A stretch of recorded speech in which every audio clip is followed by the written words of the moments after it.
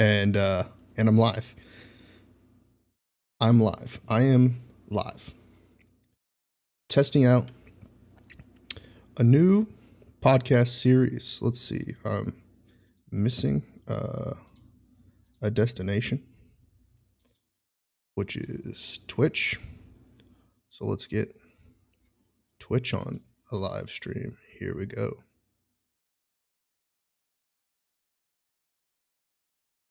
Reconnecting. And turn this on. And close.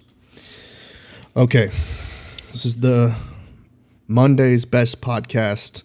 Of course, this is a part of the Trent Knox show. And the main reason why I'm starting this podcast is because I've been reluctant to do the Esports Business Network podcast. I've been able to kind of keep up with the Trent Knox show quarterly updates, but not so much able to feel motivated on the weekly stuff. So maybe I can do this Monday's Best Podcast to get us motivated and going.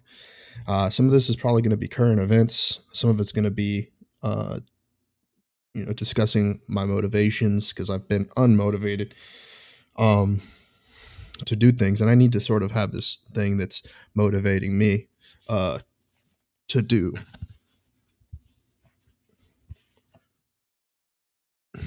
When I'm not been doing.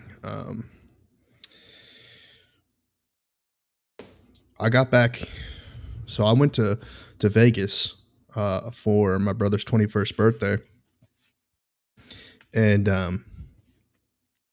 we had fun. We saw Penn and Teller. We saw X Country, the burlesque show.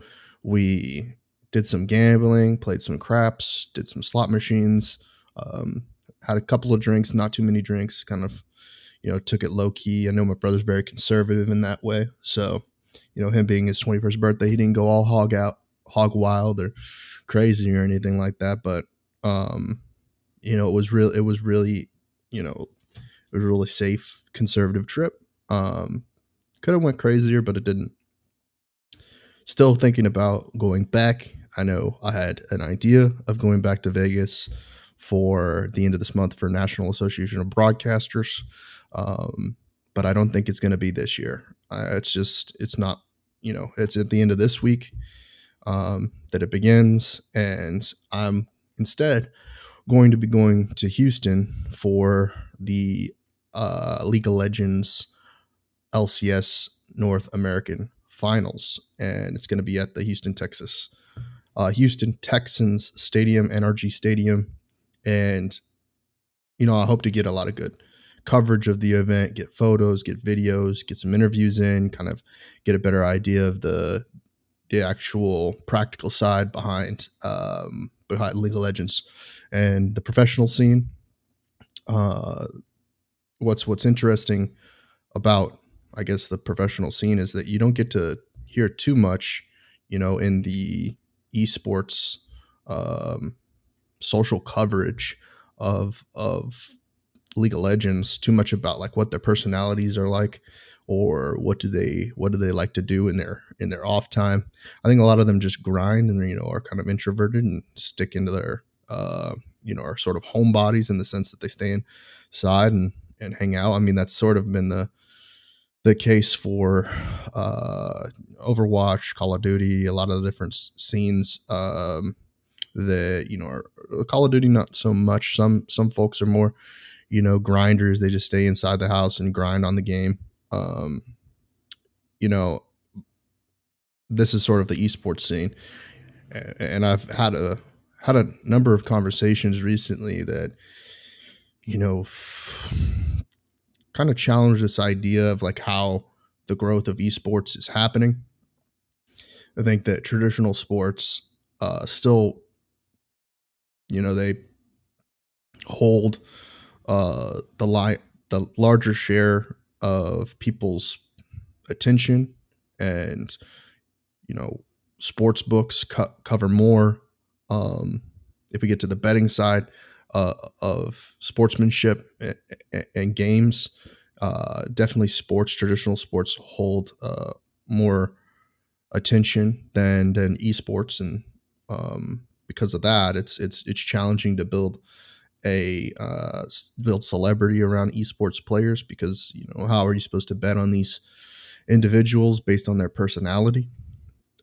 Personality is hard to build unless they're like social media stars and whatnot. So it's going to be interesting because I don't know too much about the personalities within the League of Legends scene.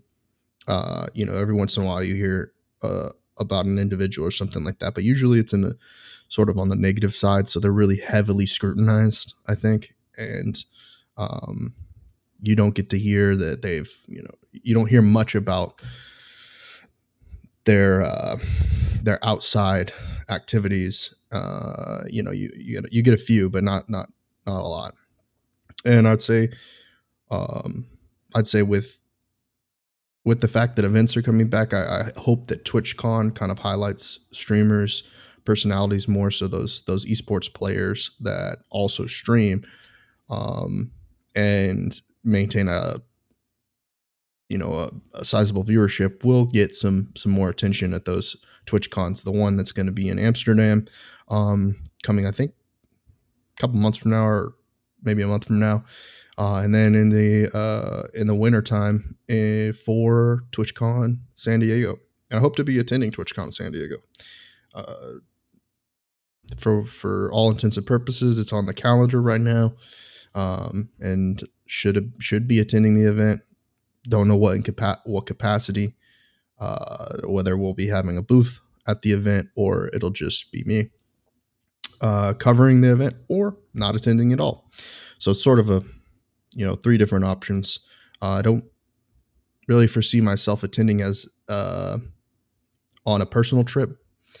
Um, it just doesn't logistically make any sense to do that, but we'll see, and there should be an update on that closer to the end of summertime, going into fall. Have a have an update on that one. Uh, you know, within the a lot of the times when I do these podcasts, it's a reflection on what my YouTube algorithm looks like. And more recently, I've been very um,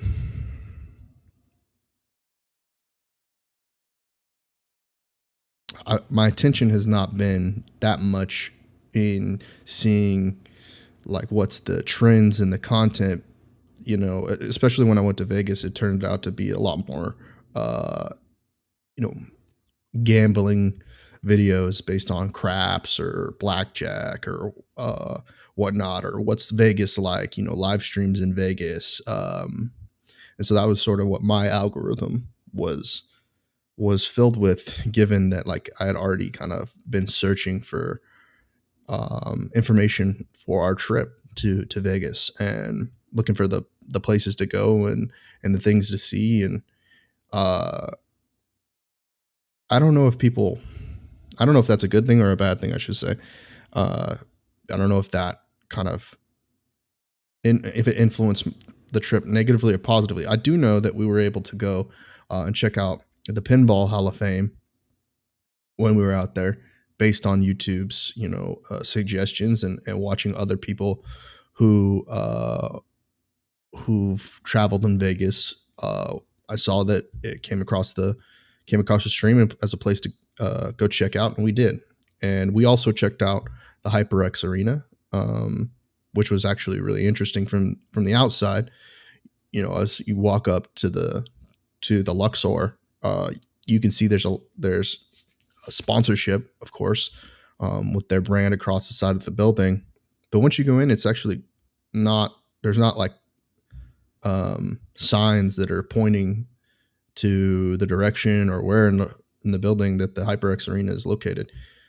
Um, but you find it, and it's actually, it's kind of funny because it doesn't have a huge facade. It's actually kind of a smaller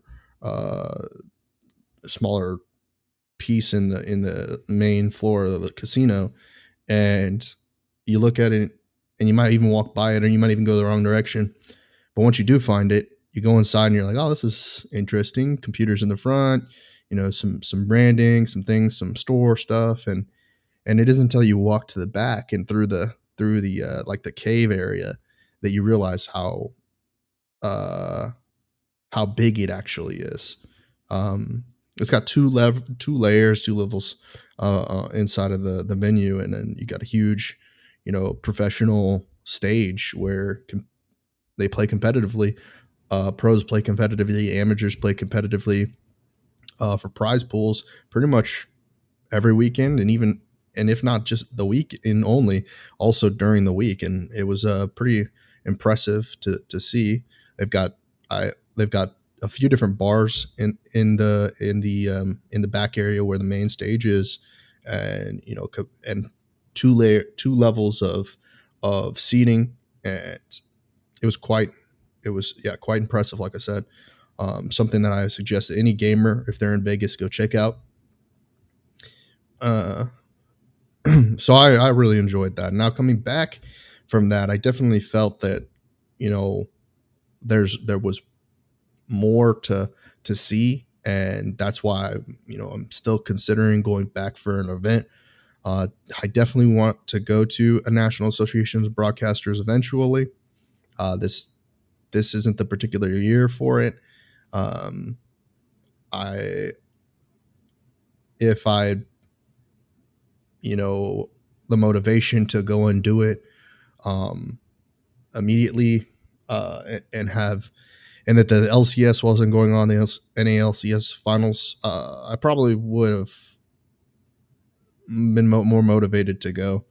I also know that at this time, another one event that is going on is PAX East. So it's kind of like PAX is more of like an indie gamer kind of event, but they do some, first party AAA games and AA games that developers show up for, and you get to see the latest games that are coming out. But it's like more penny arcade, new Steam games, indie developers, etc. So I don't know. Everybody says like PAX East, go to PAX East, but I'm not yet motivated to do that. I don't think that's not really necessarily esports. I think even TwitchCon is sort of one of those events that's on the fence when it comes to esports and like competitive gaming. But like it's a I've definitely thrown my hat in the ring to try to be a streamer before, and sometimes it's a matter of like I've got to be consistent with streaming, and definitely not been the case um, since like 2018, or even before that, 2017. Like how consistent. I do know that like during the pandemic I was trying to do like a podcast a day or live stream every single day, at least for like 4 hours or something like that. But uh one of the things that's been holding me back is software, sponsorships, the direct monetization aspect. Like where's the money to be made um in that space? Where is it that it's going to be easy for easy enough to make money and have it be meaningful? I know you'd like to think that like you could do like a part-time job and stream at the same time, and that might be in the cards someday. That hasn't yet been my success as a freelancer, someone who does videography, media, websites, marketing, advertising, sponsorships, management, all of these different multimedia services, and what Cyber City Media has accomplished in the past couple of years is I've built that brand. I've yet to find uh, a alternative full-time employment or part-time employment that really adds both experience value and monetary value to my lifestyle. Uh, and not to say that I have that um, interesting of a lifestyle. I have an apartment, I have a car. I go out to. I'm pushing myself to go out to the Domain or Sixth Street or Rainy Street or downtown in the suburbs of like San Marcos, Round Rock, Georgetown, all these different places surround Cedar Park, the places that surround Pflugerville, uh, the places that surround the Austin area to get out there and really explore who I am. Uh, you know, having grown up in a rural background, um, I definitely still feel those old school American uh, country rural roots. Like I still feel like there's a place to go. I go out normally in jeans, boots, and a dress shirt. Um, but like when I'm relaxed or I'm just hanging around, or if I go to the pool or if I go to the grocery store or somewhere like that, I don't tend to, dress up in that way with the boots, jeans, the dress shirt, Western dress shirt, or whatever, what have you. Um, so I don't know, like my style is sort of my fashion style and um, how I approach presenting myself to other people. I think that's I'm still trying to work that out, figure out my style. There are definitely folks who are more like have an Eastern, more Japanese Korean style with the way that they dress, or they're more like urban dressed in like luxury goods or what have you. And there's folks that go to Target and they buy whatever you know looks good to them. Cheap. They dress frugally, right? And so that's sort of something that I'm still trying to work out. Like, who am I? What's my style? When I what's the utility to the things that I wear, and also like the presentation of also social skills, like going out, in different environments. How do you present yourself as an entertainer, but also someone that wants to be entertained, and that's a good communicator, that's making sure people have a fun time, and especially if you're going out solo and your intentions are to um, have a good time and meet new people, whether that be for business or personal, whatever the case may be. um, and just like showcasing to people like what's cool about you. And I'm mostly talking about solo. Like for me, there are certain times like if I'm out on a business trip like this one to Houston, or like if I'm hanging out like back in the day when I was in college, or um, I'm trying to think of other circumstances. Uh, on vacation when you're like going on a cruise, or like you're something like that. I don't know. I don't take a lot of personal trips. As you probably can uh, tell from what I've been talking about thus far. It's like I wish I had. Um, I wish I felt financially stable enough to go do those things as much as the business stuff. I'm more inclined to take a business risk. Like when I know that my intentions and my motivations and everything that I'm doing is to go there and network and potentially meet someone that we can do a business deal. And so, it's a bit of a gamble in the sense of like you might go there and you find out that um, there isn't a business opportunity in that experience. And then, it kind of turns into a personal trip because there was there were no deals to be made. Sometimes you just don't you find that you just don't build those relationships or you don't meet people. But, you know, well, from my experience, when I attend events, I always try to figure out a way to add that to the portfolio or add that to the resume so that in the future, those stories that you,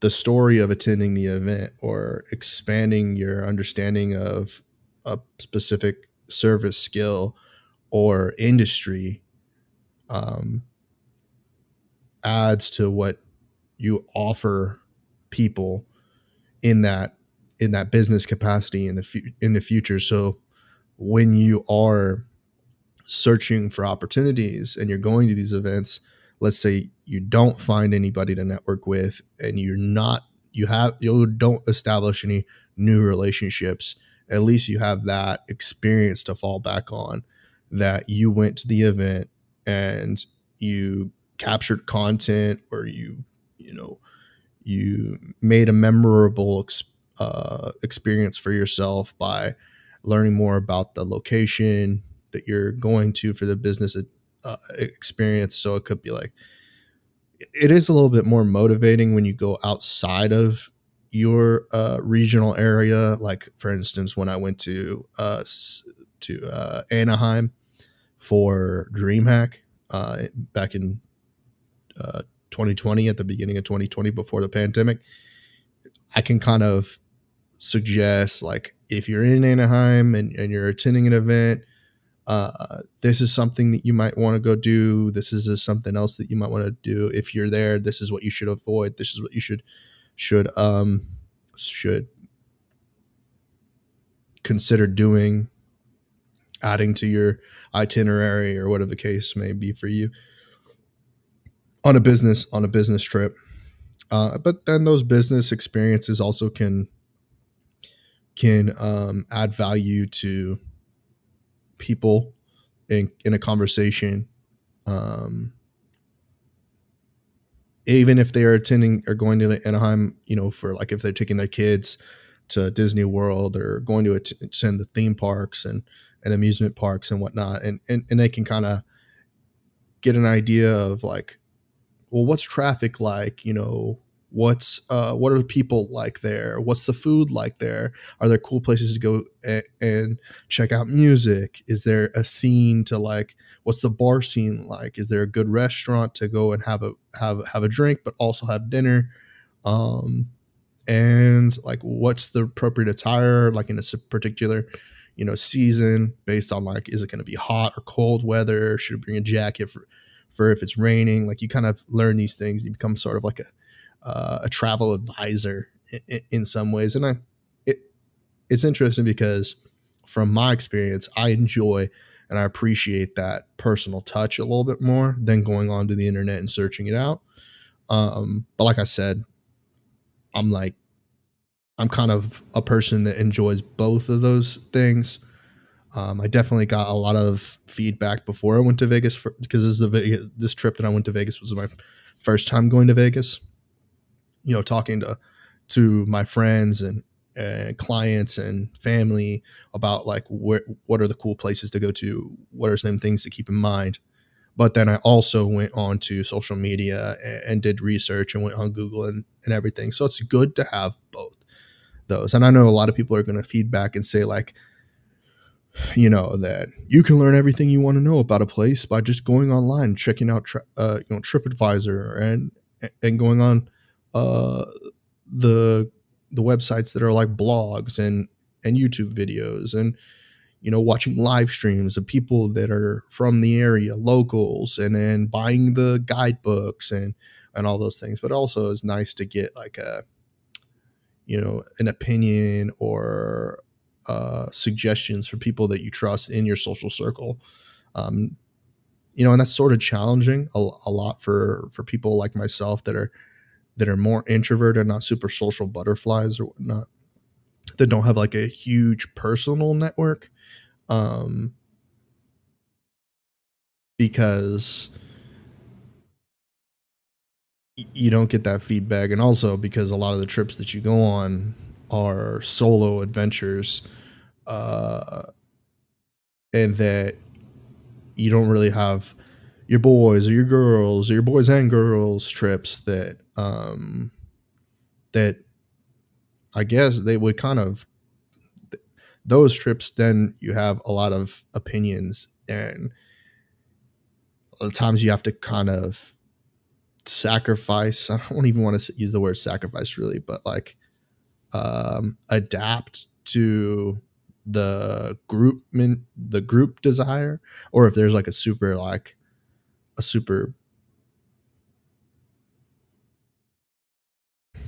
a super big personality in the group that um that has a lot of influence over like the whole of the group. They might be, wanting to do things that you as an individual probably may or may not want to do. And if you do want to do them, that's great because you have a great leader in the group that's um, that's providing direction, and then you just do what they want, what what the group wants to do, and you kind of just please the group, and you have fun. As a solo person, like, you do what you want to do, or you don't do what you don't want to do, and that can that can be fun too. It can be. Uh, I it's interesting because the gambling aspect is highly relatable to this, because a lot of times you want to do things that aren't in the cards, right? So you think that wagering on a particular color or a particular person or uh, choice in a gambling game is going to be your best decision, and it's going to be a winner. But in reality, it has, whatever the odds are, that it'll be a loser.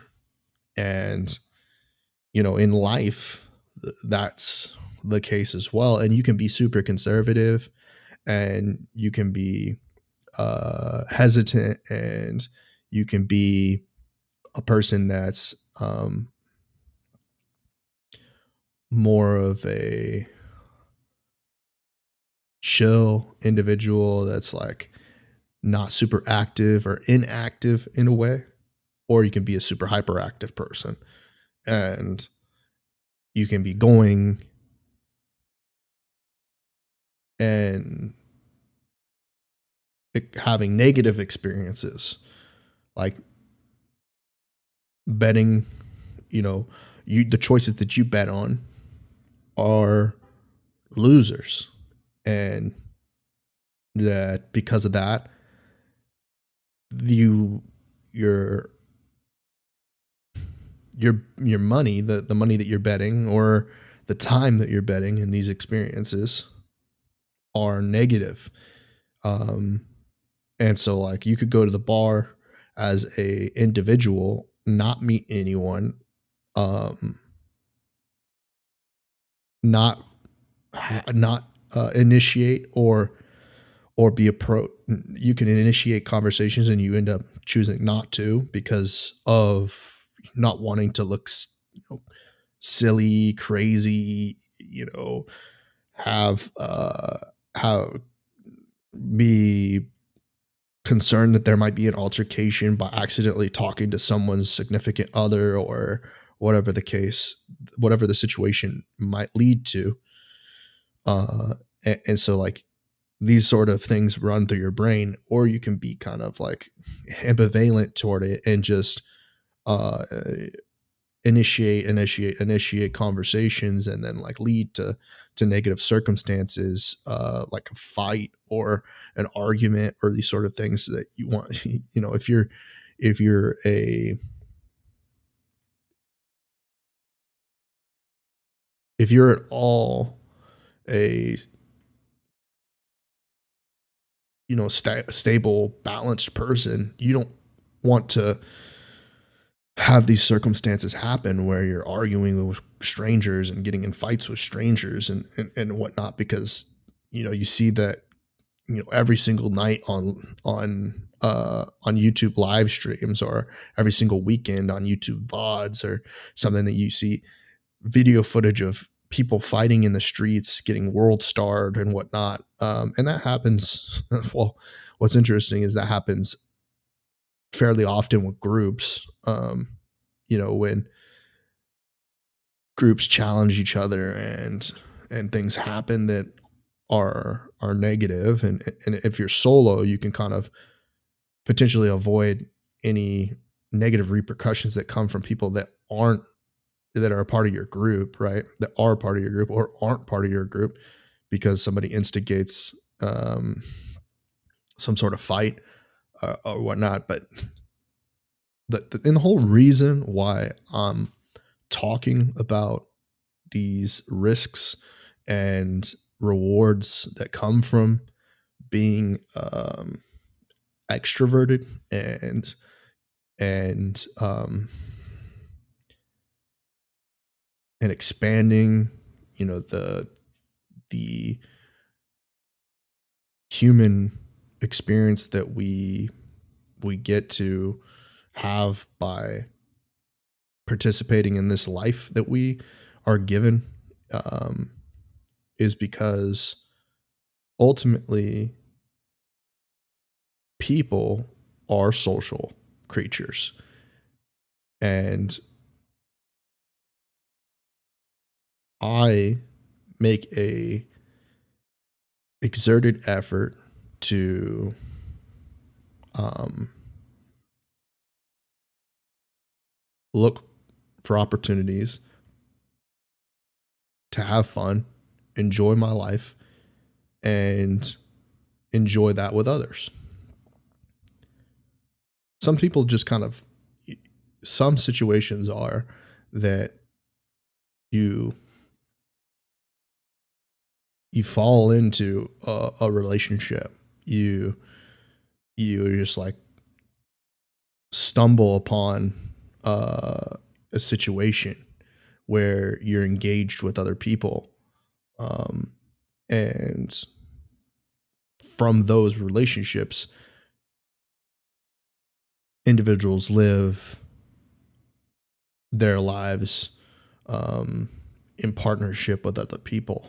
So what's interesting about that is like these reality television shows that are on these, you know, uh, sites like Netflix or Hulu, or even on um, that sort of app called Zeus, or like the things that people are talking about on other podcasts, even YouTube videos about content and social lives, and reality television, the Kardashians, etc. Um,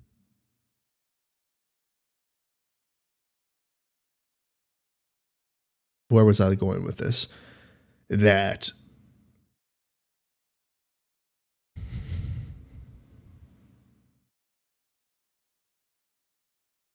the purpose of them is to kind of inspire people to take a chance on life. And that sounds negative some ways, but it also has positive aspects to it. The game of chance. There's a chance that going out leads to bad decisions or bad circumstances. But there's also a chance that um there's also a chance that it leads to good search situations. good relationships, meeting new people that add value to your life. And sometimes that's like attending motivational speakers like Tony Robbins or Gary Vee or uh, da- uh, is it Damon John, uh, Damon John's stuff, or Mark Cuban, or even any of these crypto events, like where what you get to find out is like a new community to be a part of, a new community, and you get to, well, even if you're like pursuing community, um, you know, I chose to kind of get involved in the gaming and esports community. My friends, the ones that I have right now, they're not heavy into the esports and gaming community. So my friend group, they'll attend a gaming or esports event with me as much as I'll go and attend. I haven't done this yet, but like a wrestling event, which I'm not super into, wrestling. I like the WWE or um, AEW or something like that. I don't know much about it. Like I don't know enough to like commentate on it, but I know it exists and it's something that you could go do. Uh, I am I haven't attended any of those sorts of events. I've got other friends that are super into metal music, and I don't attend a lot of metal concerts. I don't. I irregularly attend concerts in general uh, as I get older.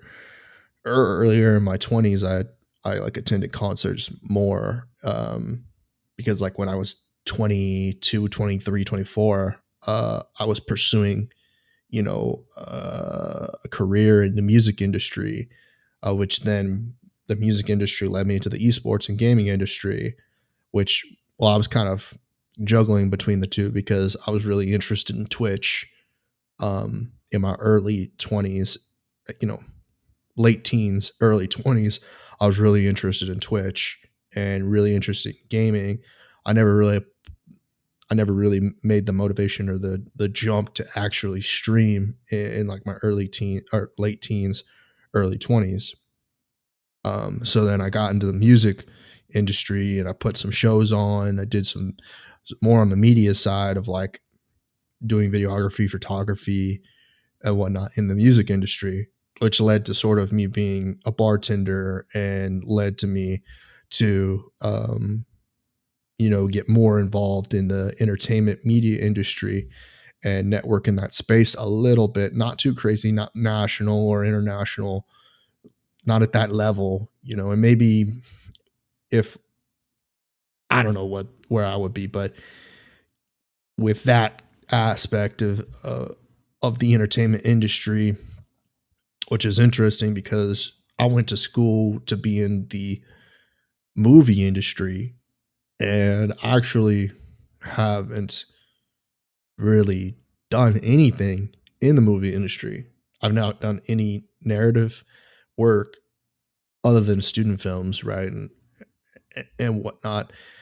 And I've done some unscripted stuff for like commercial work, but nothing like entertainment focused. Not no reality television. Um, I guess you could consider podcasts sort of reality television, but it's not something that I wouldn't say like I have a strong resume for like that I would put on IMDb and that someone might stumble across my name. I don't even know how they would stumble across my name because I just don't have the experience in the movie industry like that. Not I'm not certified in that way. In the music industry either. Like I have you know I've worked for a rental house. I've done parking. I've done bartending. I've done promoting. I've been an event coordinator. I've done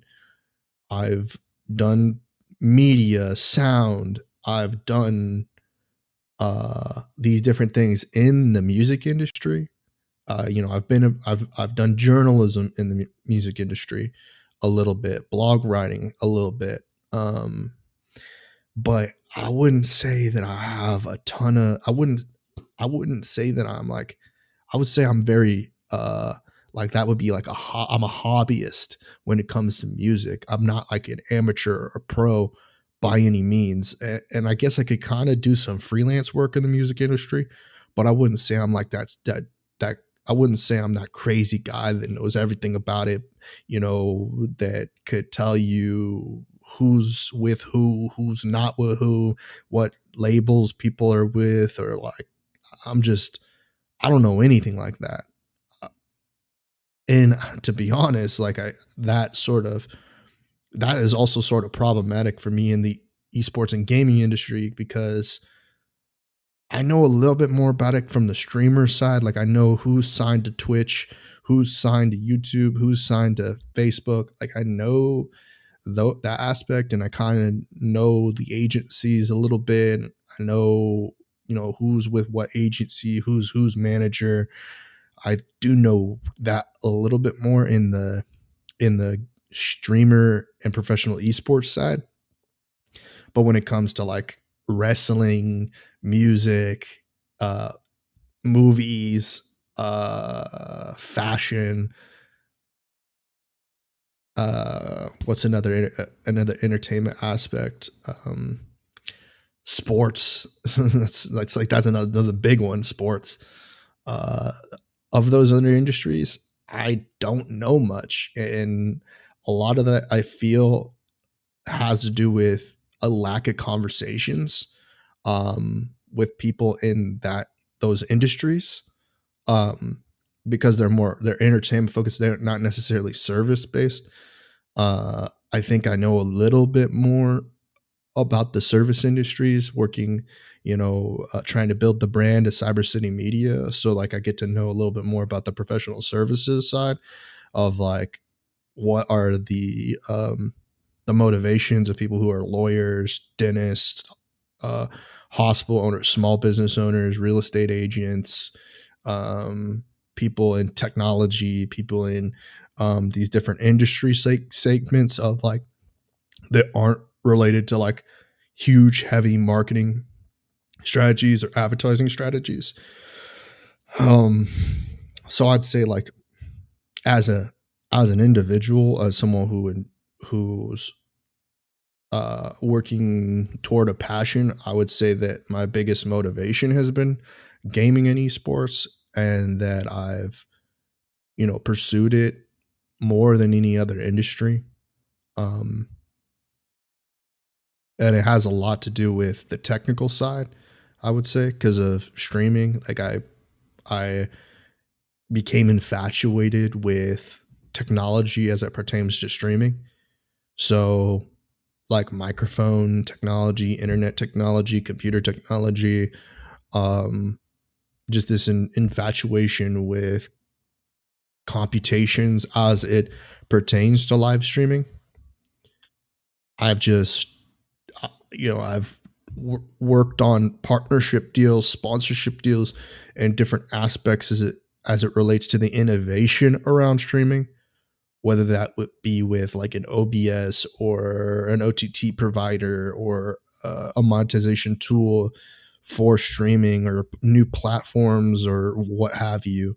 Um, I've definitely expanded my knowledge around the streaming um, skill set and, and discipline, the discipline around streaming. And when I mentioned that, it's sort of segueing into the conversation around like um, expertise.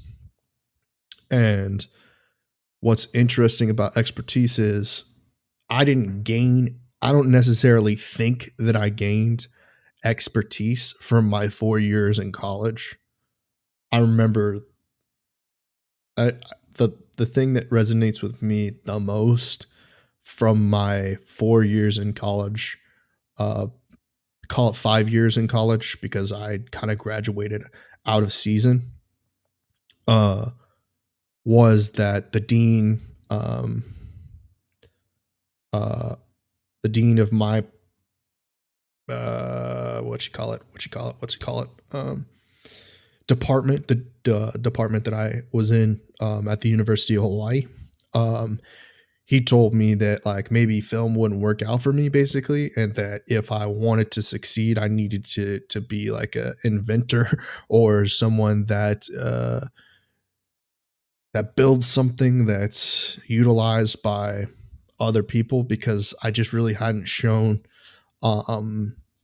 hadn't shown that I could do it. I didn't show that I had the chops to be in narrative or unscripted and create film and whatnot. And at the time, I think that while I was going through school, I didn't have that. I still didn't have those social skills and that social network, and I felt very alienated or ostracized by my peers. I didn't, and I felt like I might have been, uh, I felt like because I lacked those social skills and the ability to communicate in the way that I'm communicating today, that I might have pushed people away because of there's all these reasons, and I can keep going on all the reasons why um, the way that I presented myself and you know,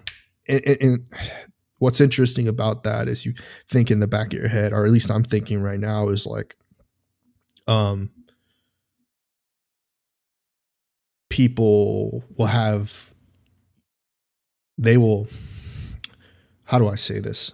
They can speak negatively about you if they think you're doing too much, or you're a try hard, or you're they just uh they throw dirt on your name for their own insecurities, or for their own reasoning that you might not even know what the reasoning is, because they're not communicating to you like in an effective manner as to what you should be doing differently to please them or make them feel like that they're more valuable than you, or whatever the case may be. Because I'm definitely the type of person that wants to not only feel good about myself in a situation, but also empower others to feel better about themselves, even if they, if they have,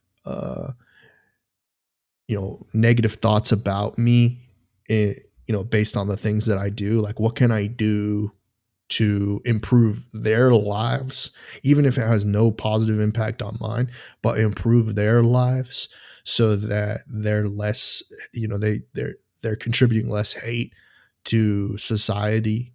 And how can also, this is another thing that I just thinking about, is um how can I take that negative energy that they're sending my way and turn it into a positive for me. And I know that people hate that because they don't. If their real intentions are to ruin your life or make your life more difficult uh, to go through, they don't like to see whenever you can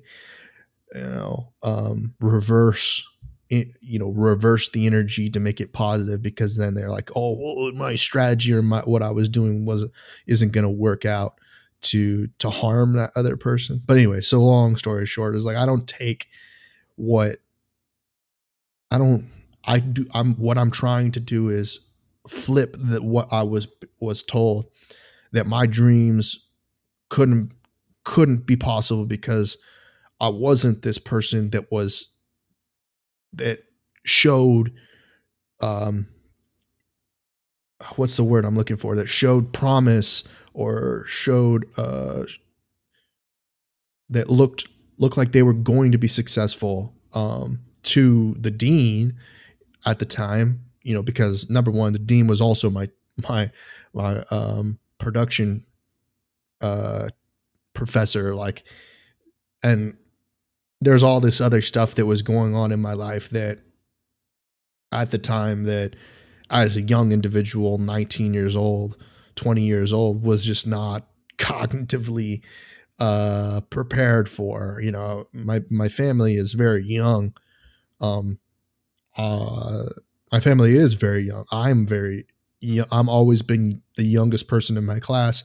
I've always been I've always been young. I've never been the elder in any situation to the best of my knowledge. I mean, I have a younger brother, right? And I have younger cousins, but my family has always been young. It's always been a new family. It's always been doing something new and trying something new. It's never been an establishment. And so that that inheritance or that those things that are passed down, skill sets and things, were never in my life. Some things, it's not like, there are certain, you know, rights and wrong, the right thing to do and the wrong thing to do, uh, being raised right, as they say, or being a good person. Some of those things have been passed down. Now there are some negative personality traits that I inherited, and things that kind of created the situation that it was that made college very difficult for me, or learning difficult for me. And I'd say I'm a better learner today than I was back then. I feel like the adaptability component um, has expanded. Like if I was uh, my 2K character, or like a Madden player character, I've definitely increased my stats in adaptability, um, and largely due to failures, and having to admit to clients like that something isn't going according to plan, or something isn't going that something is delayed, or that it's going to take a little bit extra time to to get something, get results produced. And I've been in those situations, or that there was like a fallback in the quality, and that the stars that we were shooting for were only going to land on the moon, kind of situation. um, Having high expectations but getting lower results, essentially. And so what he said, what my professor, um my dean, the like almost 360, how much power and influence uh and wisdom that he had at that time over me, because I had very little to no skills and very little to no experience uh at that time. What he said was true, and it is true now, but it definitely, if there was 2 or 3 steps forward, that was 6 steps back. uh, and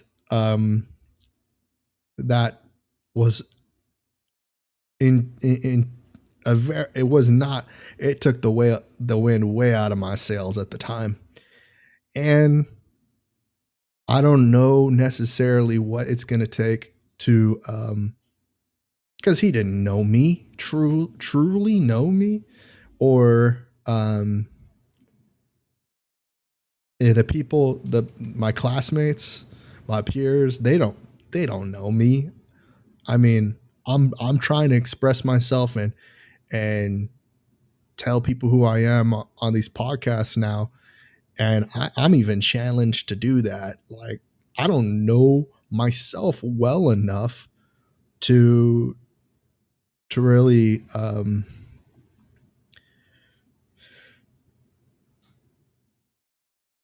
educate people on the person that I am. I have failures, and I have accomplishments. I have I have them. I have accomplishments and I have failures. And I probably have more failures than I do accomplishments. And I do really appreciate all the people who've, you know, added value to my life in a positive way and built me up, because I'm constantly um, analyzing myself like a lot of you are, um, scrutinizing yourself, high self criticism as to like, you haven't done this, you're not that well accomplished, you haven't won enough, you're net negative, you the balances that you're keeping are all over the place, you're not consistent as far as a team player, as someone who's a leader, you're not you know and a lot of a lot of that has to do with you haven't been in those situations, because you haven't people have not they don't have the trust or the faith in you to risk you being in that situation, whether that being a director's role or a producer's role or an assistant director's role or an assistant producer's role, a line producer, an assistant line producer, a DIT, a sound engineer, or whatever the case may be, a gaffer, a production assistant, even. Very stressful just getting these things off my chest. In the movie industry. So, like, I mean, a screenwriter, a script supervisor, any of those things. Do not check my IMDb for any of those things. Not even, not even talent. You're not going to find me on a list or a credits for anything. And I don't. This is where I think I have to check myself, because I don't want to say that I don't want to attribute this. I don't want to say that I don't want to say it. I don't want to attribute this to that deflating statement that was made to me before I graduated, that it just basically that it wasn't in the cards for me in the movie industry, um, due to the fact that I didn't have the social network, the the skills, the resume, the that I hadn't developed any signs that that the movie industry would work out for me. Um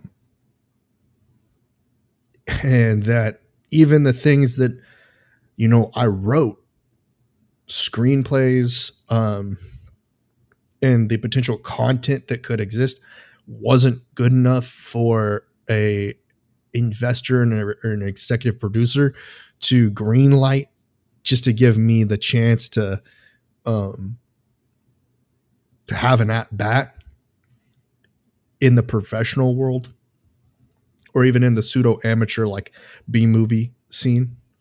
uh and I don't know if that's a gatekeeping thing, like that the establishment being that dean and professor uh you didn't want to see me be successful. I don't know. I mean, I'm sort of like, I feel like I'm like implanting these ideas, and I don't think that that's the case. I definitely wasn't the only one that he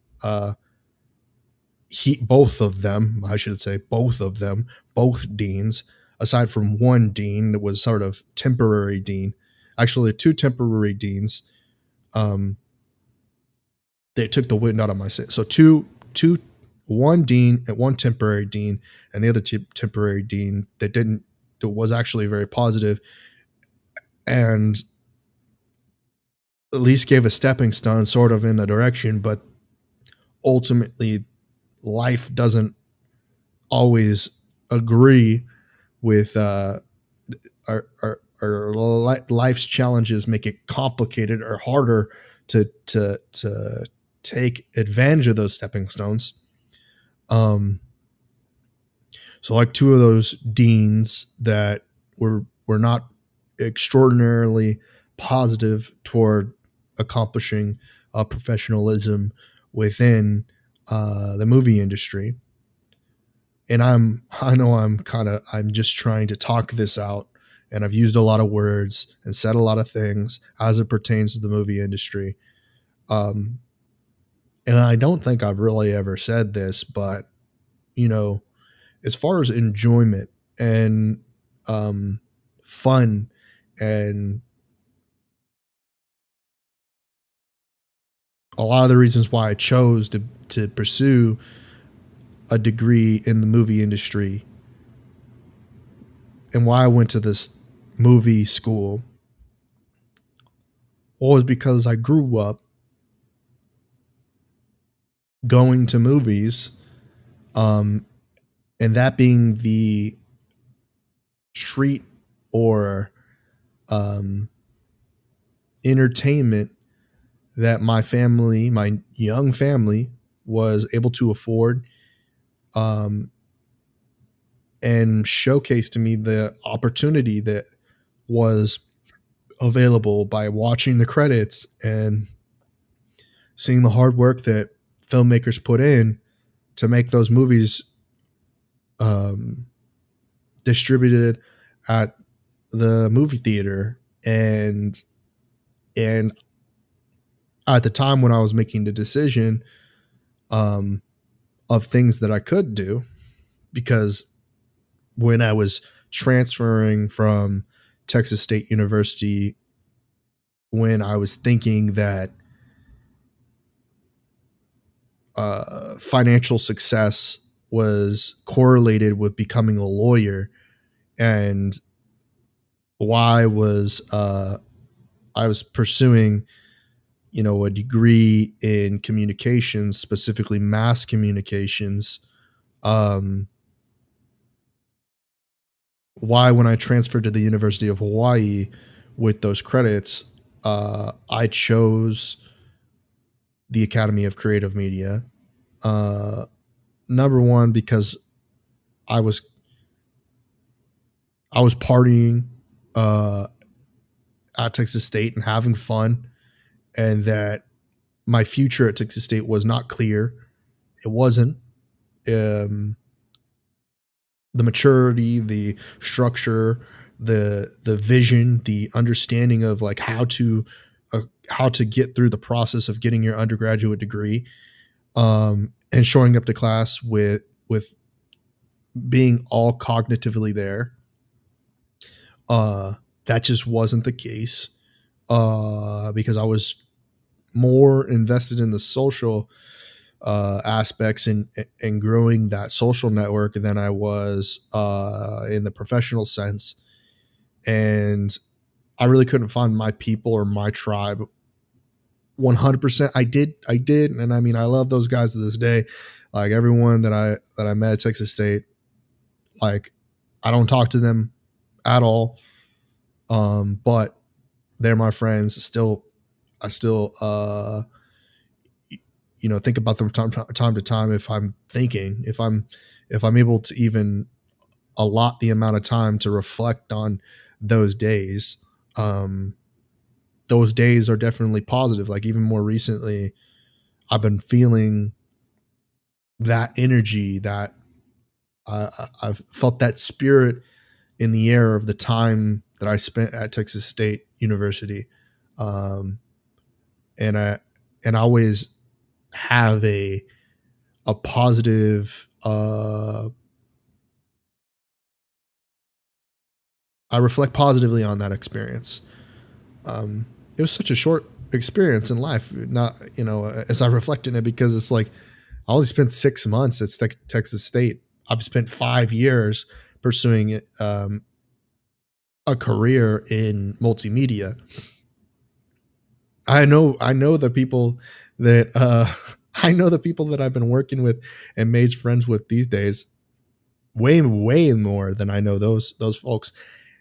Kind of. I mean, when you spend when you spend 6 months every day with people in a dorm room, and you build the social network in that sense, it's slightly different than 5 years seeing someone every other month, or seeing someone 3 times in a month, or whatever the case may be. um, but that's just sort of a reflection on the fact that I definitely feel like I'm in the same spirits as the days back in um, back when I was attending Texas State at San Marcos. And then uh, I've also felt spiritually and, emotionally sort of in the same days that I was at the University of Hawaii. Slightly different because I'm not living with my parents, and I'm out on my own and whatnot. Because one of the things that I was afforded and fortunate enough to do while I was out at the University of Hawaii was kind of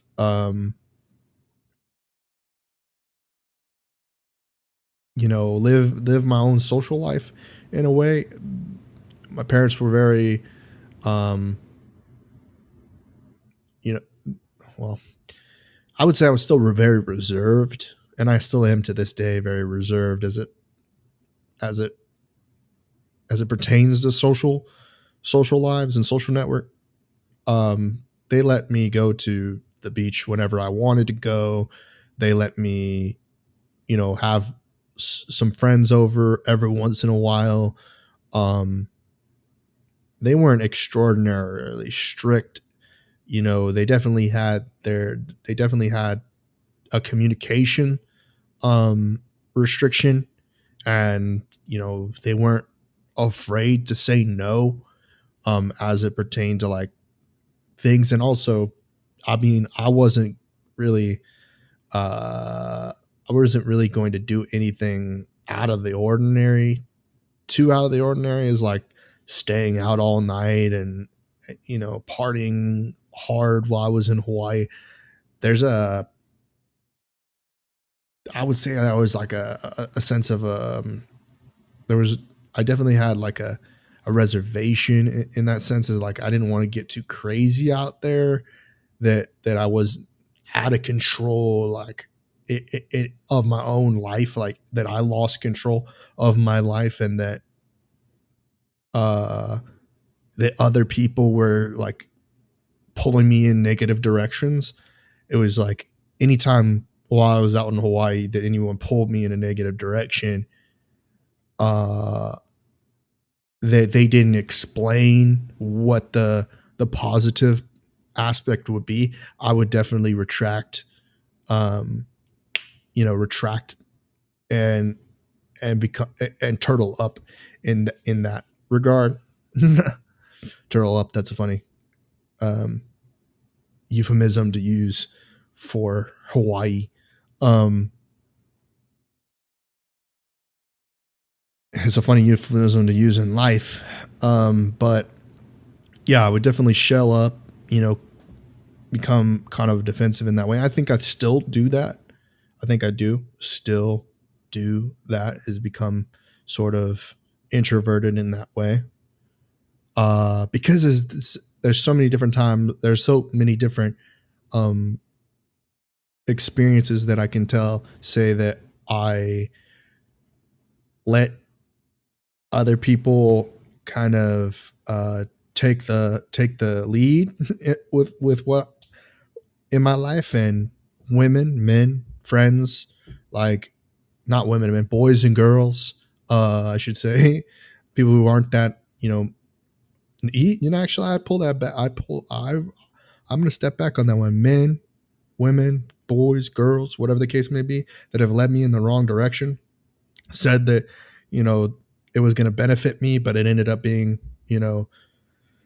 uh, that it became negative circumstances, especially in the workforce. Whenever you take an entry level position, or you volunteer your time and it's a net negative, um, there's no benefit in you having sacrificed your time and your financial resources to to pursuing this opportunity or whatever the case may be. Uh, I always use that statement, whatever the case may be. And in that case, it would be employment, right? It would be career directions, like, and that give and take. You have to sit back and you think, how often have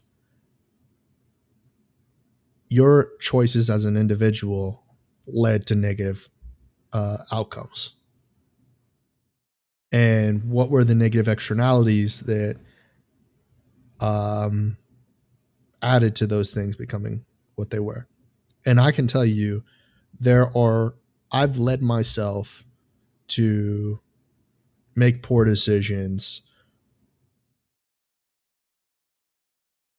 a whole heap of a lot of times. Um,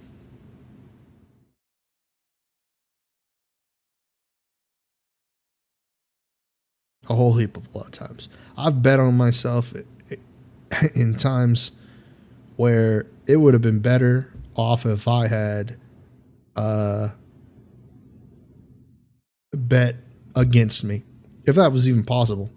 Like, but then it's sort of betting on yourself, right? So it's like, you can't bet the over under on yourself, and then end like if I was able to say 10 years ago, say you'll never make it in the movie industry, and invested the same amount of money on over under, uh, I think I would have came out a whole lot more wealthy than I am today. I wouldn't have bet that I hadn't have at least gotten at least one narrative film under my belt. Uh, I would. I mean, and I had been working hard to do it, but working hard enough to be able to self fund, self produce, make this make a movie that um, that could potentially be distributed on Netflix or Amazon Video Direct, or even in Redbox as a DVD or Blu-ray. I mean, the investment. One of the biggest problems is like having the nest egg, having the golden goose that lays the golden eggs, and having the golden eggs in order to uh, feel a sense of security in taking the chance, and taking 6 months off of working on that thing that's still slightly like movie production, but more as advertising marketing component of creating commercials and working with small business owners like I do with Cyber City Media, and focusing on Trent Knox Productions and signing my name on studio films or indie films, and being on there as a underwriter on a film or whatever the case may be, because that's what credits are, really. There are definitely labor roles in the movie industry, like, but the creative class, or the executives, for all intents and purposes, on a movie, um, are more intellectuals that are reviewing dailies and are in the editing bays and kind of influencing and making those choices as to what makes the cutting room floor, and what gets cut out of the movie and what stays in the movie. Like, that's more of like it's more like like I want to say a an investment or a gamble, you know, and maybe they're betting on these movies like they would if they were betting on a craps table, or they're betting on these movies to do first week numbers of 500 million, 1 billion, like big blockbuster movies, and making away with at least like $2 to $3 million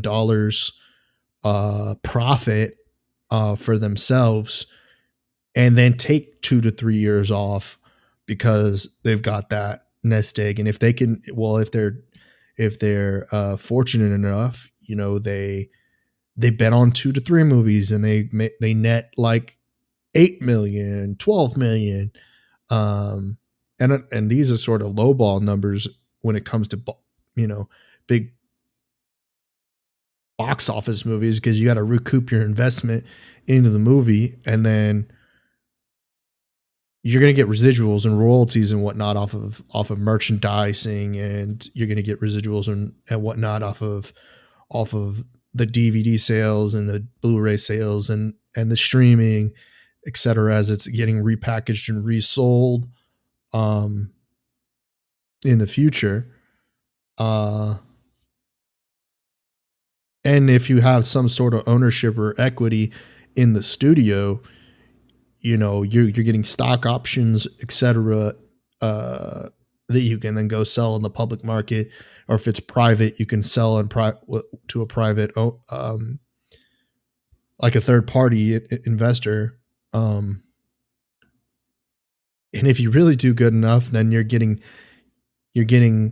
kickbacks, and you're getting gifts, and you know people are, anywhere you go, pretty much you get everything for free, and you eat for free, you get your wardrobe for free, you get, I mean, not necessarily free, because you're investing in these brands, um and then like there's like you, you don't necessarily know, it's not your books aren't that black and white, because even though you're getting this for free, you've invested, I don't know, $250,000 into the project, and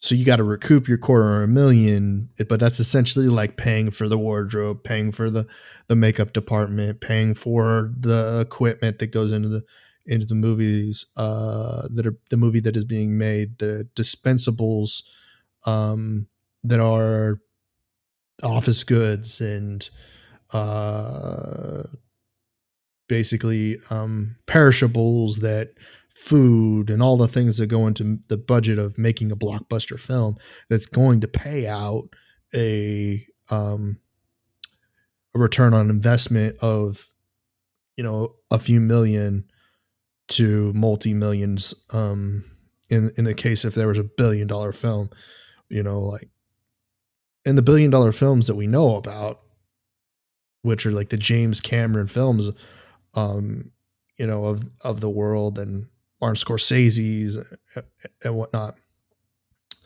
Uh, those films are few and far between. Your top 10 box office sales of all time, the Marvel movies, of course. Uh, and especially when there's it's an Avengers or something like that they're trying a new director out, or they're trying a new producer out on from the studios to do that, they're not as heavily invested as James Cameron with Avatar, and so like their their royalties, and their ROIs are not going to be at that level. Um, but you know, um,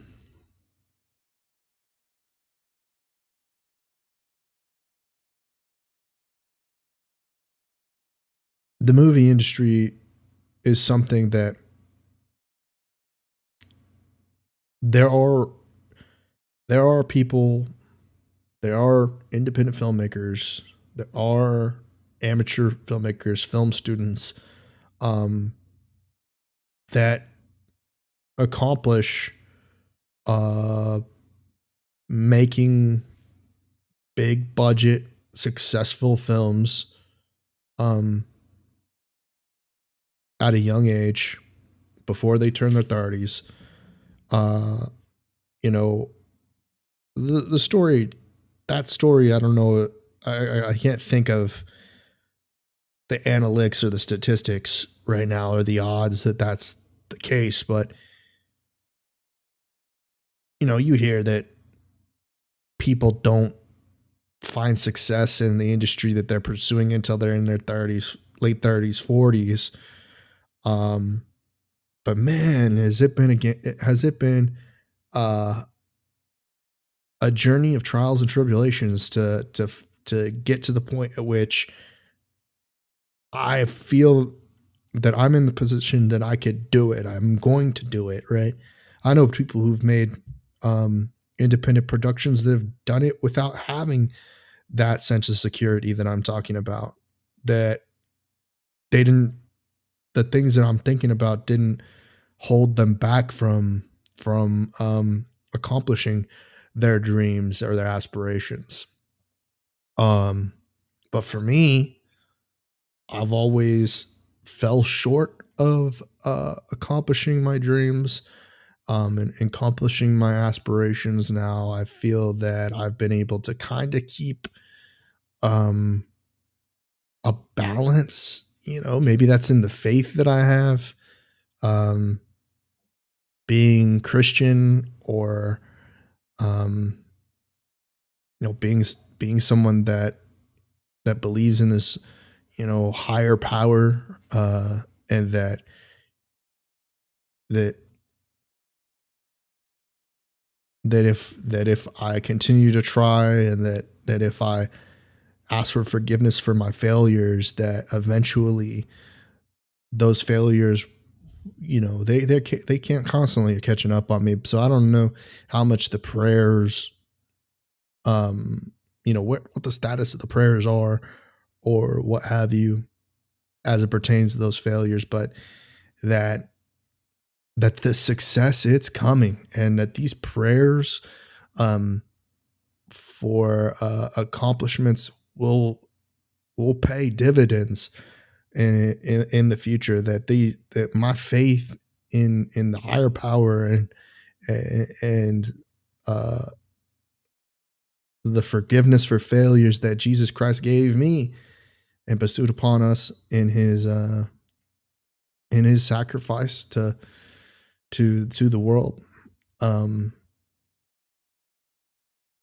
because God for so God, oh my gosh, I'm going to say this wrong or something, but that God so loved the world, He gave His one and only begotten Son. That will resonate, and um, that the failures will be forgiven, and that the accomplishments and wealth of the world and everything will pour in, and that I will get the I'll get the opportunities to accomplish the the the dreams that I still have, and that I'll be able to be to I'll be able to consistently make make narrative films and unscripted films and documentary, and that they'll be distributed on Netflix, they'll be distributed on OTT, that they will be seen by uh, global audiences, and um, that I'll be financially, that it'll be a revenue stream um, that will sustain uh, a very lucrative lifestyle of traveling the world, and and um, and getting the best out of life while I'm still living in this body, and that the spirit, because of my faith, will be accepted into heaven, and I'll get to bestow upon generations after me the the wealth, the good things that I did, while um I existed on this in this reality, in this space that we live in, um at this time. And yeah, I think that that's a sort of those are sort of the prayers that I make, and those are the dreams and my goals and my aspirations.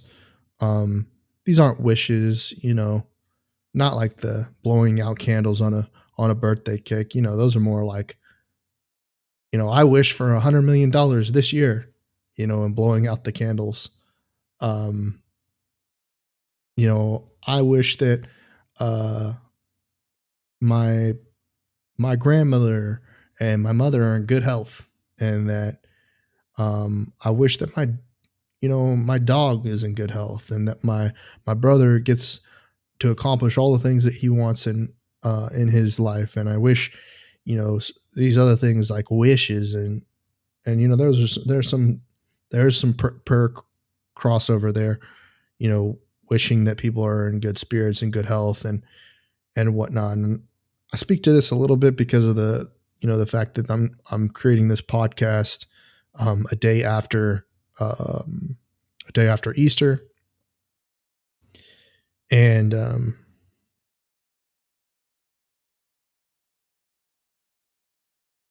I know I've kind of spoken to a lot of things that I've been thinking about, and it all comes down to accomplishments. Um, because I've been losing a lot lately. I've been losing a lot. Um, I've been betting on a lot of things to the you know to the point at which I haven't seen the returns on the investments yet. Whether that be, you know buying camera equipment and living on your own, and um, going out to expand social circle, like these these uh these these chances. I'll just say this: these chances that I've taken to improve my quality of life, and um, go up a tax bracket, and um, experience the finest things in life. Uh, they're just it hasn't. I'm negative. I've had. I don't know. I don't know the statistics. I just feel like I've lost more than I've won. Now I've won, but it's just not like it's not yet gotten to the point at which I'm above. I definitely don't think I'm above the number of wins to loss ratio. Um, Maybe, if you're looking at the stats a little differently comparatively, maybe I have more wins than the other man or woman, but maybe I'm a little bit more.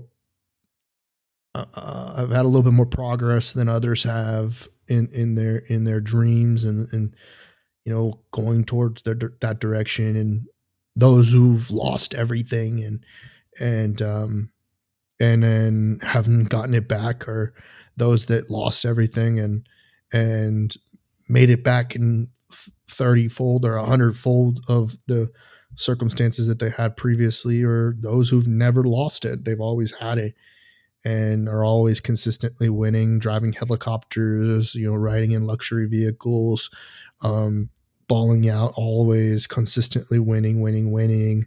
never losing, having the best of friends, having the best of relationships, like those winners, real winners, just consistently winning, never losing, eating the finest foods, um, you know, working out in the best environments, having trainers, and like just straight up winners, like people who are have large social circles, people that care and love for them in a high, on a large scale, like and I can't speak to the like celebrities of the world really. I can't speak. I can think. I can look at what's presented to the world. Um, I don't know if they're internally feeling like winners or how they feel, the celebrities of the world, but I would I would guess that they're feeling a sense of accomplishment, and that they are winners, and that they don't have this sense of depression or anxiety or whatever the negative mental health issues that are going on in the world, like that they don't have they're not faced with these things because they live in uh, a reality of euphoria, because they're winners, and winners don't have behavioral health issues. They don't have because they're good people because they deserved it, and they're winners because God bestowed them the the the winnings, and that and that they deserve it because it was bestowed upon them by God. That's the only way that I could possibly conceive that they would um, be able to do what they do, in the sense that they contribute to philanthropy. They have nonprofits. They're super successful, uber successful in the world, and they ball out, right? They spend big money gambling. Um, they have a wide breadth of knowledge about new emerging technologies. They're always they're always presented in social media as aristocracy. Like they're always presented in good light. Like, and even if it's negative, it's like it ain't that bad. Like in comparison to what's going on in my life, as the bad things that are happening in my life, it's like their little bad things is like that ain't even tripping. You shouldn't even be tripping on that. Like it's like nothing compared to like the consequences and problems that are going on in my life, being um you know not financially secure, not socially secure, not having these securities that these big ballers, celebrities, influencers have. And maybe they do have like emotional instability, like they cry because they, for whatever reason, they feel like that they're not performing at the top of their game. But in comparison, it's just like there's no comparison, and like they're just, hopefully they're the type of people that aren't you know throwing dirt on those less successful than them's name. I mean, generally speaking, in competition, there's a little bit of that, but that they're um, when they do that, it's only during the match and then after the match that they're like, you did a great job, performance is great. If you tweak these little things, you would been, you would accomplish more in your life and in your journey and in your career. Um, yeah, those are some of the things, that sort of feedback from professionals, people with high success rate, with a wins loss ratio of more wins than losses. Um, that sort of feedback is e- immensely valuable if you have that in your network. Um, it's it's really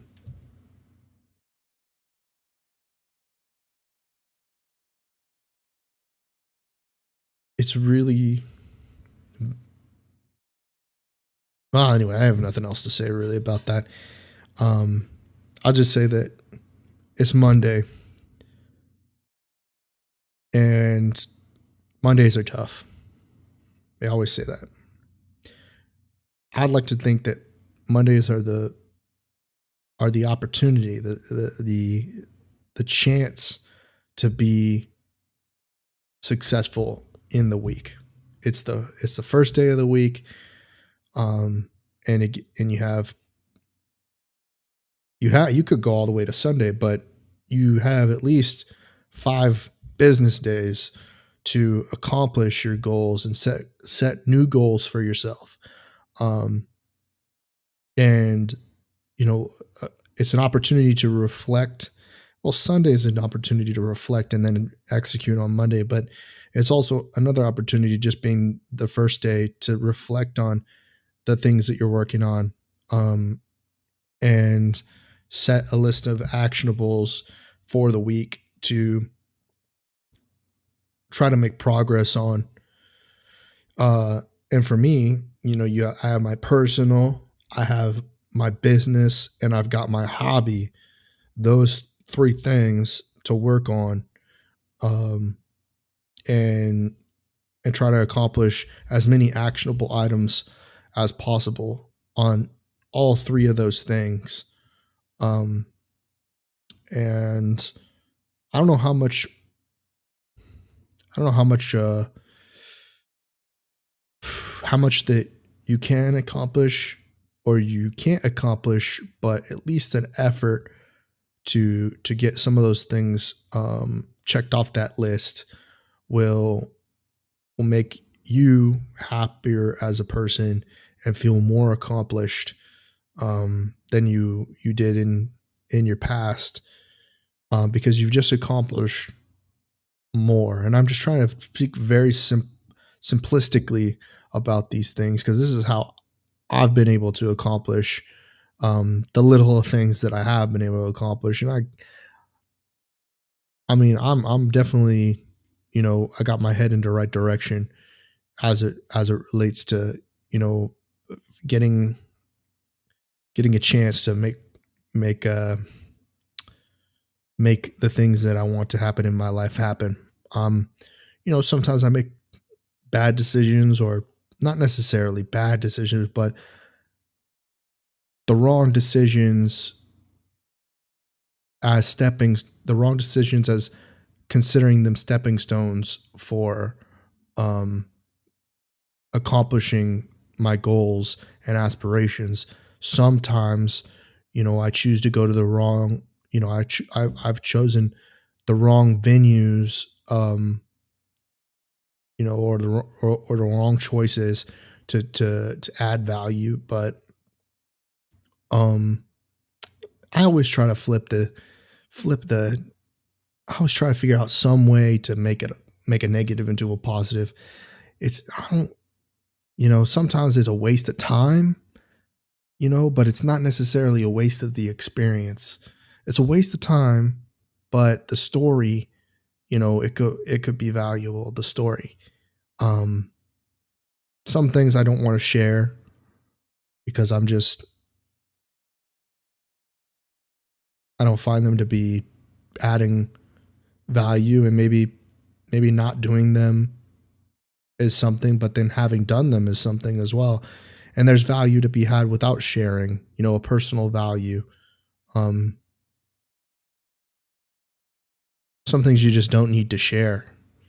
Uh, and nothing that I've said here is anything in any reflection of something I shouldn't be sharing. It's actually everything that I've said thus far is, um, are are things for other people to, relate to and find their own, um, positive meaning from, and find their own stepping stones to through living vicariously through my stepping stones, considering, oh, that's an angle that they can take the approach from and um, utilize in their lives. And that's the whole purpose of recording the podcast or recording a podcast is for listeners to create their own ways to accomplish their dreams. And maybe on these Monday's best podcasts, we might reflect on some Instagram, YouTube videos, or try to find the best of the week. Maybe that'll be a segment on this. I mean, this is the first test pilot episode. I'm constantly testing things, but this is going to be one of those tests, just to see if I'll do it. Looks like I did it. I don't know if it's always going to be like 2 hours or 1 hour, 45 minutes, 1 hour, whatever the case may be. But I want to make an effort to do it. Um, just so that I'm using the technology that I have, using the stuff that I'm paying for, that doesn't just go to waste because it's just sitting there being unused. The software, the hardware, the all of the things that subscriptions and stuff like that I'm using to keep me, number one, still in the game and still fresh and up to date with all the technology, and that when the time comes around for me to do it for others or help others, um, do the do the broadcasting or work on their social media or tell their story, that I know that I've done it, and if I can do it, then you can do it too.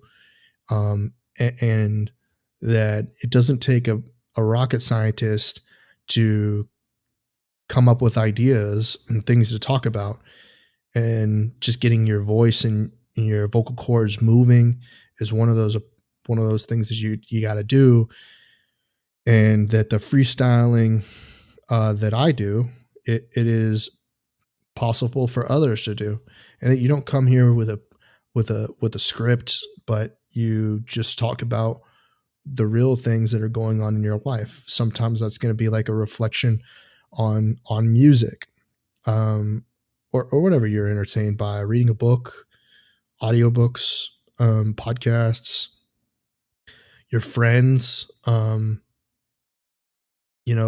social life, like whatever it is. And I'll mention some personal things right now. So more recently, I've been really into country music, the new country music. Oh, somebody's calling me, and that was a big ringer. That was a big ringer. I didn't my phone has not rung that loud, and it was a nobody. It is a scam. Somebody's trying to scam me as usual. Scam likely is calling once again. Um, but anyway, what I was saying is I've been listening to a lot of country music, new country music. I would say most of it's actually the more hip hop, pop influenced, even sort of metal influenced, rock influenced country music that's coming out of Nashville. I created a playlist. I shared it on social media. Um, it's there are some songs on there that I'm starting to get tired of that I'm gonna have to remove from the playlist. Um, but I've definitely been sort of living the soundtrack of my life by that playlist for a little bit. It definitely the playlist is speaking to my life experience as it is today, and I feel like music should definitely reflect on that sort of the lifestyle that a person's living. You know, I'd say like I'd say that I listened to a lot of hip hop. Previously to that, um, however, hip hop hasn't really, for me, it really hasn't been doing anything new. I mean, the things that hip hop speaks to, I think it is social. There's a lot of social aspects to what hip hop is talking about. There's some business aspects that hip hop is talking to, and um, don't get me wrong, like the actual melodies and the sound, I still really enjoy hip hop. Um, but it definitely a lot of times speaks to a lifestyle that I'm not living. That's for certain. Um, and I don't think that that's the dream lifestyle that I'm pursuing. So, um, I haven't listened to hip hop that much. There's some hip hop artists in the playlist, of course. Like I think Kevin Gates is like one of those southern hip hop artists that speaks to both the country roots, like from him being from New Orleans, and the like a different cultural aspect than like the Atlanta hip hop artists or the New York hip hop artists or like even the West Coast hip hop artists. Um, and there's definitely like the Houston is a lot more relatable in the sense that Texas hip hop artists are speaking to like Texas, having lived in Texas and like some of the cool things that how much more relatable it is being a southern person than it is like New York hip hop or Atlanta just doesn't seem like, I mean, they are in the south, but they're not like the same.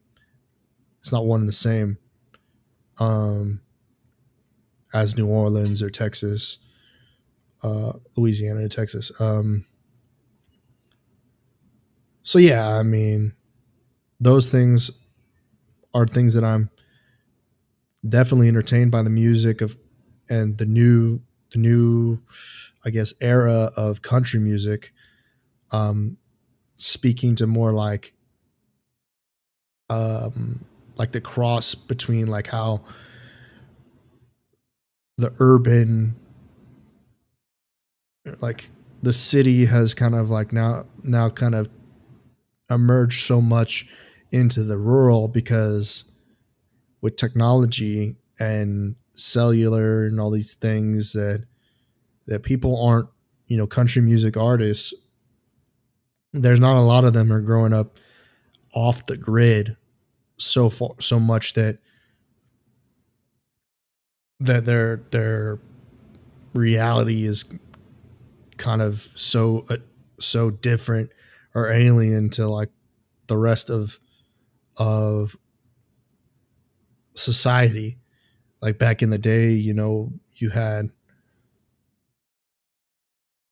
country music that was just like so, it pertained to so much to the agricultural lifestyle, or being a cowboy or being a cowgirl or whatnot. Now the country music is more like it has that, but it's also you know reflective of like what it's like being in society, and and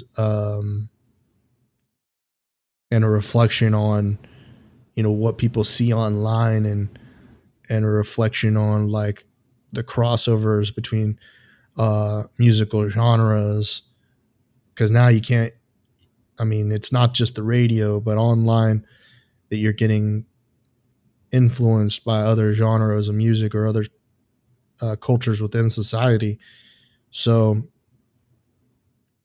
I think I think the country music has very much spoken to me, and a lot about like ways that I could improve my life, and ways that I can enjoy living more.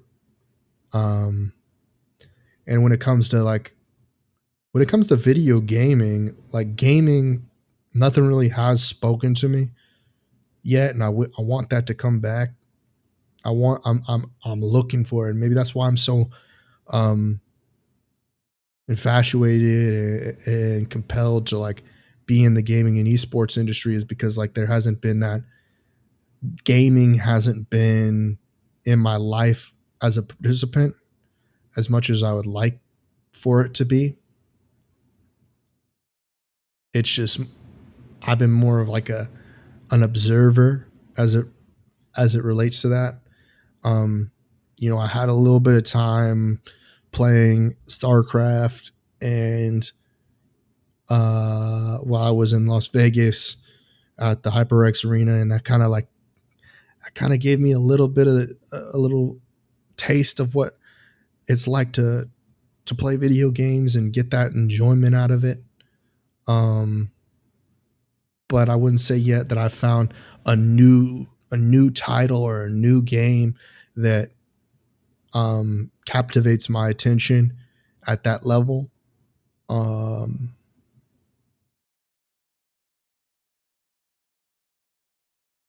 and that has that sort of like ability to kind of get lost in a video game. Maybe I should maybe if I had like one of the new video game consoles, or if I had a setup and I felt like I could really get the most out of it. See, I haven't had like a gamer room, since I for a while. I haven't had a dedicated gaming area. Maybe I can, get my finances up to a point at which when I'm if I end up relocating from the apartment that I'm currently living into a larger space, I'll have my gaming room. I'll have I'll have my gaming slash streaming room slash um, slash podcasting room, and I'll have that space to kind of get back into it, because what I've been doing, what I do now is like my my work, my podcasting, my everything is all located in uh in my living room, and I guess like that kind of is sort of limiting, um limiting my ability to kind of separate the things that I do, because when I had a gaming room when I lived with my parents, um well, when I was living with my parents when I was going to high school, there was like the room that my brother lived in was where the computer was, and I would play on the computer, and then like he had the consoles in his room too. So it was like my room was more like just like I had a computer in there, but it was like a laptop. I don't really game on that, and so there was like a little bit of a separation of like what I do in my bedroom to what I do, in a game room. Um, but then got when I was older, and we were living in Hawaii, I had my bedroom, and then there was a separate like little um, room area where we had the computer, and or not the computer, we had the gaming consoles and the TV, the extra TV where we gamed at.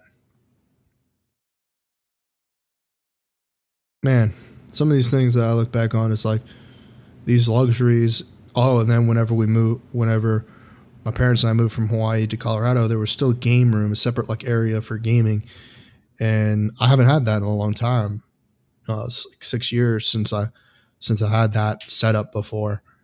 And I mean, I'm not saying that I couldn't figure it out here. It's just haven't yet figured it out. Um, and my mind most of the time for leisurely activities like that I'm going to commit, a certain amount of time to. Um, I always feel guilty that I'm not committing that time to expanding my business, thinking about improving, my social life, um, and being a better person, by reading books about communication, or listening to books about uh, motivation, and just being a better person. Um, those are the things that I'm thinking about. Maybe I need to. I've been considering thinking of doing taking classes on speech, and to improve my communication skills, because I still have the issues of stuttering at getting the words that I want to say out, and having the brain function appropriately to use the right words to communicate the way I'm feeling, the things that I'm doing, the and then there's always this missing thing that's not being said, and the utterances and failures in speech pattern by using um, filler words, instead of just knowing exactly what to say at all times and being perfect in speech and communication. That's what I want to be at. And possibly also singing lessons to possibly be a better singer. Um, Maybe just vocal classes. I also don't want to.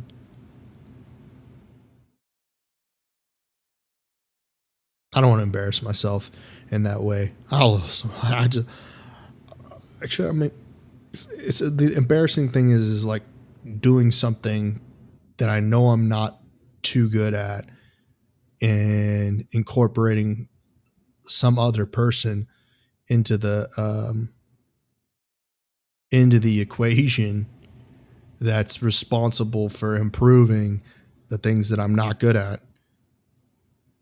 And those things are scarier than doing the things that I do on my own.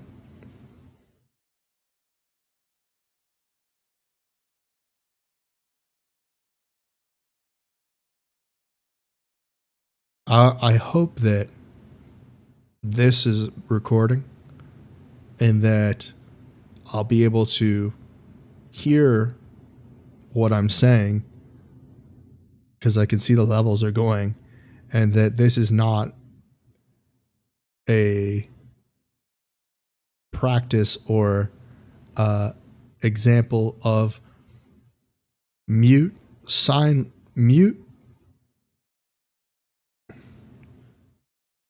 communication, like mime work, without the hand movements that you would see communicating mimery, if that's the right word to use, the practice of being a mime. Because I just looked at the screen and I saw that there might have been a glitch in the broadcast, and there's been no viewership, so I don't know if that's uh, just I'm live streaming at the wrong time of day or what it may be. But I'll close by saying this. Please, I'm trying to do more on Instagram. Follow me at Trent Knox TV on Instagram. I'm going to try to post more stories by doing more things, and then I am also going to try to put reels out, which I haven't done a lot of reels, but I'll try to put some reels out. And then, check out my website, TrentKnox.com. I think everything's linked in bio. If you go to Instagram, click the bio link. And with all that said, if you're not listening to this on Monday, have a great next Monday. And hopefully I'll be here next Monday. So without further ado, this was Monday's Best Podcasts, a new series on the Trent Knox Show.